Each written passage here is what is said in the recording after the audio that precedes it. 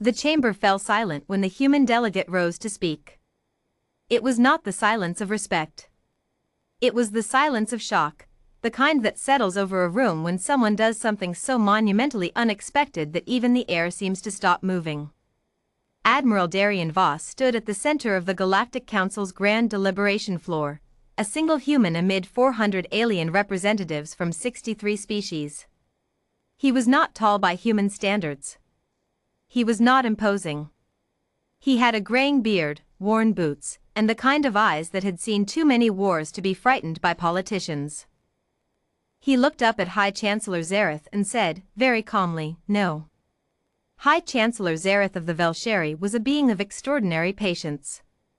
In 1100 years of life, he had presided over the dissolution of star systems, the births of civilizations, and the quiet, bureaucratic exterminations of 17 sentient species deemed resource incompatible with Galactic Council projections. The Ketera were the 18th.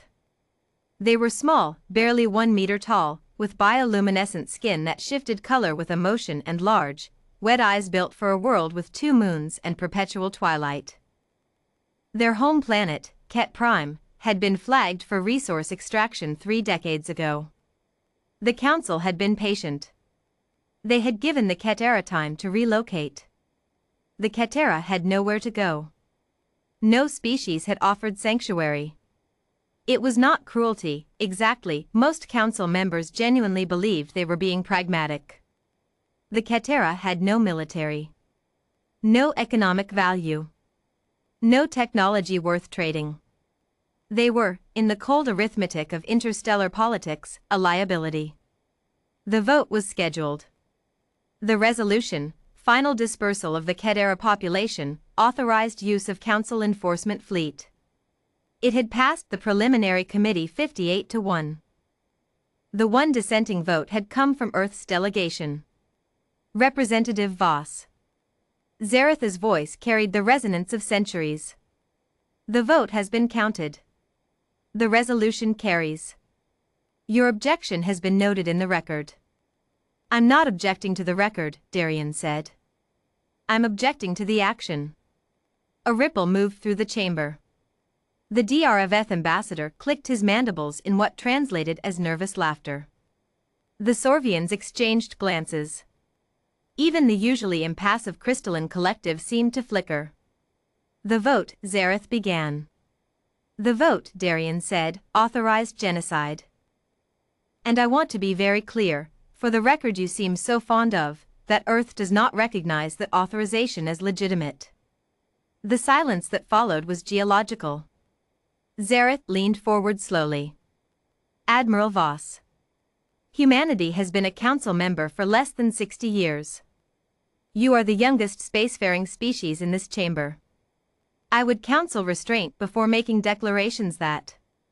With respect, Chancellor, Darian said, humanity spent most of those 60 years watching how this council operates. We've seen the votes. We've read the records. 17 species. 17 times the council called it resource management. He paused. We have a different word for it on Earth. And what word is that? Zareth asked, very quietly. Murder. The Ketera had learned about the human vote through a council data leak, a junior clerk, a Velsheri of conscience, who had quietly routed a transmission to every remaining Ketera settlement.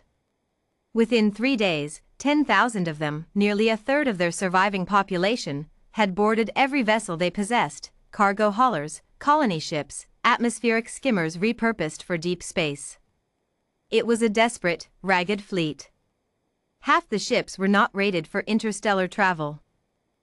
Several had life support systems held together with what human engineers would later describe, with affection, as extraordinary improvisation. They set course for Earth. They had no guarantee of welcome. They had only the single dissenting vote and the memory of what it felt like when someone said no on your behalf. Admiral Darian Voss received the transmission from the Ketera fleet while still aboard the council station. The lead vessel's captain, a small female named YSS Era, her skin cycling rapidly through gold and violet, spoke in halting galactic standard. We are coming to Earth. We have nowhere else. We heard the human said no. Is this true? Does no mean something, with humans? Darien sat with that question for a long moment. Then he opened a channel to Earth's Orbital Defense Command. This is Admiral Voss. I'm transmitting coordinates for an incoming civilian fleet. 10,000 refugees, Ketera species. They're going to need escort through the outer belt. Some of those ships won't make it without assistance. I want SR teams ready, and I want every vessel that can fly to meet them. He paused. And tell the media. All of it. Every camera we've got. The Galactic Council sent a formal protest within 6 hours. High Chancellor Zaretha's message was precisely worded and exquisitely threatening. Earth was reminded of its junior status. Of its economic dependencies. Of the 4 Council trade agreements currently under review. Of the 17 military assets the Velsheri maintained within 12 light-years of Sol.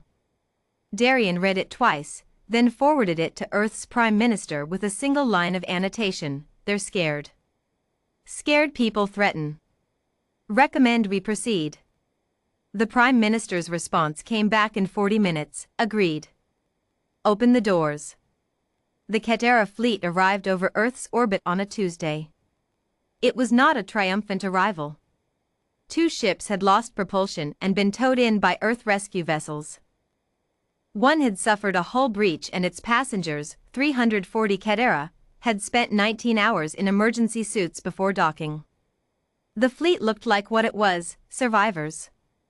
But they were alive. The footage went everywhere. 10,000 beings with bioluminescent skin streaming color, gold for relief, blue for grief, a trembling pink that Ketera linguists later explained meant something close to we did not know hope could be a place, stepping off gangways onto Earth's soil. YSS Era was among the first to disembark. She stood on a landing platform in New Auckland, blinking in the light of a single yellow sun, her skin shifting colors so rapidly that the human medics assigned to her couldn't tell what she was feeling. She was feeling everything. A human child, a girl of about 7, who had absolutely not been authorized to cross the barrier, walked up to YSS Era, reached out, and very carefully took her hand. YSS Era's skin turned a color no translation matrix had a word for. The Galactic Council convened an emergency session 9 days later. The chamber was notably different than usual. Half the attendees had received messages from their own populations. Questions. Protests. Why did the humans say no? Why didn't we? The DRFF clerk who had leaked the original transmission had been quietly, officially pardoned by her own government rather than face the public spectacle of prosecution. High Chancellor Zareth called the session to order and looked, for the first time in 11 centuries, uncertain. Darien Voss sat in the human delegation seat. He had not prepared a speech. You want to know what Earth's position is, he said. It's the same as it was. The Ketera are under Earth's protection. If the Council moves against them, it moves against us. He folded his hands on the table. We're not a military superpower. We know that. You have ships we can't match, weapons we're decades from developing, and economic leverage we can't ignore. He met Zaretha's eyes. We also have cameras. And a very loud voice. And 60 years of watching this council do things it assumed no one would object to. He shrugged, slightly. Someone finally did. Zareth was quiet for a long moment. You are gambling your species standing on a principle, he said at last. Yes, Darien agreed. Why? The human admiral considered the question with what appeared to be genuine puzzlement, as though the answer was so obvious he was briefly confused by the need to state it. Because they needed someone to say no, he said. And no one else was going to. The resolution authorizing the final dispersal of the Ketera was formally suspended 8 weeks later, pending humanitarian review, a bureaucratic phrase that meant the Council had blinked. It was not the end of everything wrong with the Galactic Council. It was not even close. There would be more votes, more pressures, more quiet arithmetic about which lives were worth the paperwork. But on Earth, in the shelter settlements of New Auckland and Nairobi and the outer Indonesian islands, 10,000 Ketera were learning the word home in 40 different human languages. And somewhere in a Galactic Council records archive, vote 7,441 would forever read, 58 in favor. 1 opposed. The one that mattered.